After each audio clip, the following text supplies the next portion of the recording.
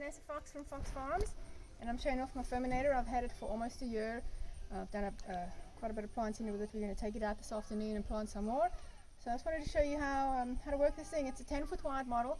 They come in models all the way down from 4-foot wide up to 12-foot wide, and this 10-foot model is super heavy. So first you want to put your seed in the hopper, and it's got to be a nice clean dry hopper. Right now we still have a little bit of seed left in. We're going to top it up. Preferably by the time you've finished planting, you want to get a vacuum and vacuum all the seed out, because you don't want this stuff collecting moisture and getting stuck, and then it prevents it from coming out next time you want to seed. So on the inside of the lid there's a list of different types of plants or seeds that you might want to plant with a recommended size. For example, this partridge pea, recommend that you drop it at a 3/8 of an inch size. So to look for the size fitting, you come down here and lefty loosey righty tighty to tighten or loosen it, and there's your increments that you're going to measure in, and that one at a 3/8. So I want to move this, oh it happens to be there, I want to move it so that this little orange tab is touching the 3/8. So once I've loosened the handle, I can move it around till I'm about the size that I want to drop the seeds at. So that's the size of the seed. This will now adjust the whole size to let seeds of that size through, and then you tighten it up. Same thing on the other side, so you're going to do it on both sides. Make sure both are at the correct setting. Close your lids.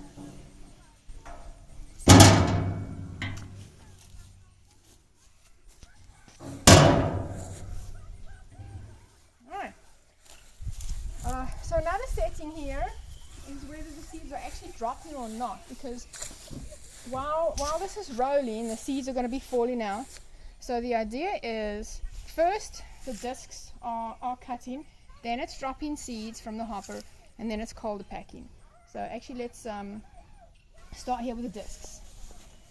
We've got it right now at the most aggressive angle, and you want to lift it up onto your tractor, up off the ground to change the setting.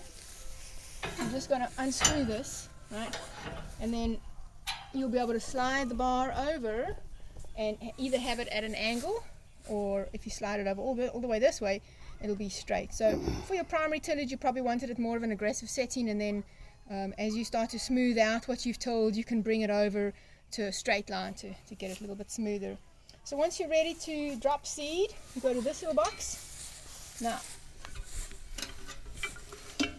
right now it is set to not drop seed, because while you're moving it around, you don't want it to be, dropping seed everywhere where you're not actually planting. So to get it to drop, you just give this a little turn, quarter of a turn, drop it in.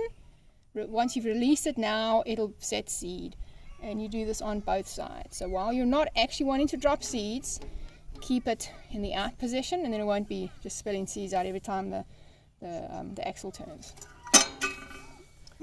Whether you're wanting to focus more on tilling or on colder packing, you could adjust the angle by use of the arm bar on the tractor. So once you've got it hooked up, you can either lengthen or shorten this to put more pressure back on the discs for more emphasis on tilling, or you can put more pressure forward on the colder packer to do less tilling and more packing. Or maybe you want to do more, maybe you specifically want to focus on more packing, and maybe you specifically want to focus on less tilling. Either way, you can adjust the pressure to get more or less of one or the other. So it's designed to be able to do 3 things in one. I know they advertise it as not a 3-in-1 tool, because you may need to till a couple of times before you actually plant. But it is capable of doing all 3 in 1, so you can till and plant and colder pack at the same time. It's easier to do only one pass if you have a nicely tilled land in the first place. We find that we still use a smaller plow that is easy to drag around than this huge heavy thing.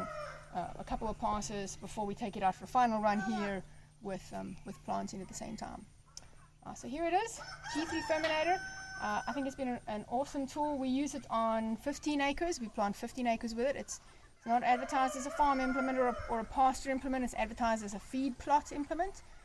But I find it pretty handy because of the width to get 15 acres planted for my cows and my sheep. Thanks, folks.